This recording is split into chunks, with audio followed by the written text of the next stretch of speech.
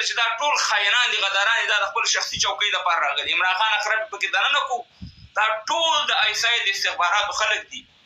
دا د پی ټي آی تقریبا 99-98% دا اوسنی مشرتابه چې دی دا ټول د پاکستان د استخباراتو سره لار لري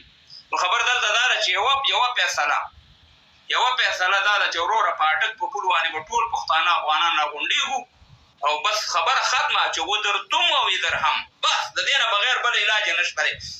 نه دا پښتانه وژنئ مه پې ځان وژنئ مه پې دا قوم خواروئ یا غلامي قبوله کړئ څادر باندې به د غلامۍ څادر راواچوئ په سر باندې او ویې وایئ چې یاره پنجاب به ستا غلامان یو ته چې څه راوانې کې بس کوئ او که نه وی چې ازادي علمه نو د ازادۍ دا لاره نه ده چې ته وایې چې زه پاکستان هم منم او سې مهربانه دا ادارې هم منم او سې مهربانه او ته بیا وایې چې زه به پکې ازادي والم او زه به په خپلواک یم او ما ته به نظر وکړي نه هغه دې په انسانانو کې نه حسابوي والله چې 4 بېادبي دې ډېره مافي 4 ماشومان په وزیرستان کې شهیدان شو په میرعلي کې مور هم شهیده شو هغه اقرب هم پکې آخر هر ټکې زړه حمله پرې راغله قسم په خدای چې په پنجاب کې 4 خره یا 15 خره مردار وی که نه قسم په خدای چې د دې پاکستان میډیا کې به تا یو رقم د حل اخیستی وي مګر هماغه واورېږو د خواجه صاحب خبرې واوره چې هغه بیخي ریاکشن نه اخلي خواجه صاحب د هغې نه مخکې اوښ نه چې کوم دی خپه کټ شوي په ټوله میډیا کې چې کوم دی نو هغه چورلېدله او په هغې چې د خبره چې کوم دی د عمران خان که نن سبا بندي دی نو دا ګوره تاسو ته پته ده باچا صاحب کله چې کوم دی د تاریخ نه خبر خلک یې او په ټول دنیا کې نړۍ کې ګرځېدلی خلک یې کله چې عوام راوتي دي که د دنیا طاقتترین فوج هم دی نو شکست چې کوم دی فوج خوړلی دی د دې خبرې سره چې کوم دی تاریخ دا ټول خلک چې کوم دی اتفاق لري که عمران خان زموږ لیډر نن سبا پابندي دی نو عمران خان چې کوم دی نو هغه د عوامو د لاسه پابندي نه دی د عوامو چې کوم مینه محبت دی نو په هغې کې چې کوم ریزسټنس چې کوم ډیولپ کوي نو هغه د پی ټي آی چې زموږ کوم لیډرشپ دی نو دا په هغې کې مین ریزسټنس چې کوم دی ډیکلیر کوي موضوع په پی ټي ایم باندې نه ده پی ټي آی باندې نه ده موضوع ده د پاکستان نه یو لارۍ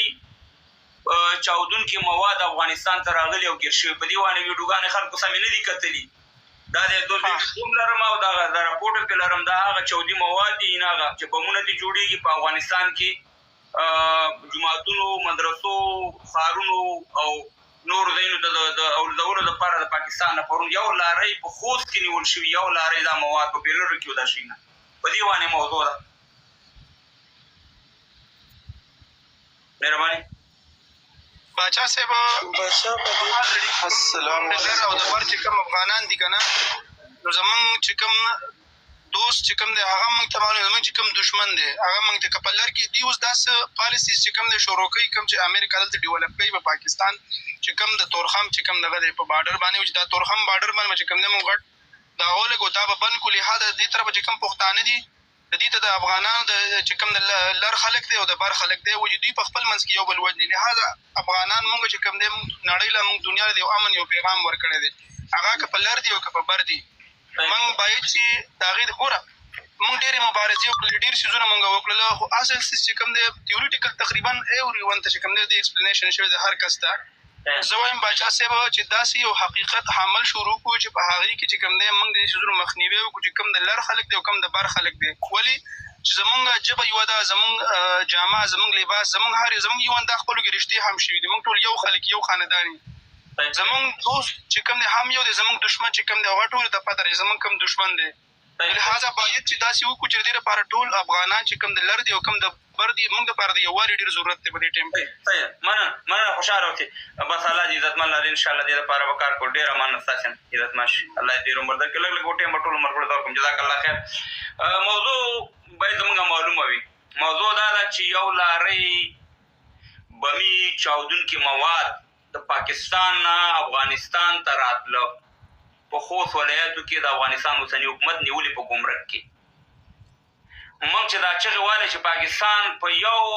سیکنډ دپاره هم ستا دوست نشي کېدی د افغانستان د افغانانو ځکه دا بمي چاودونکي مواد یې د چیش دپاره رالېږل داسې هندواڼې نه وي او دا نه څه کدوان وو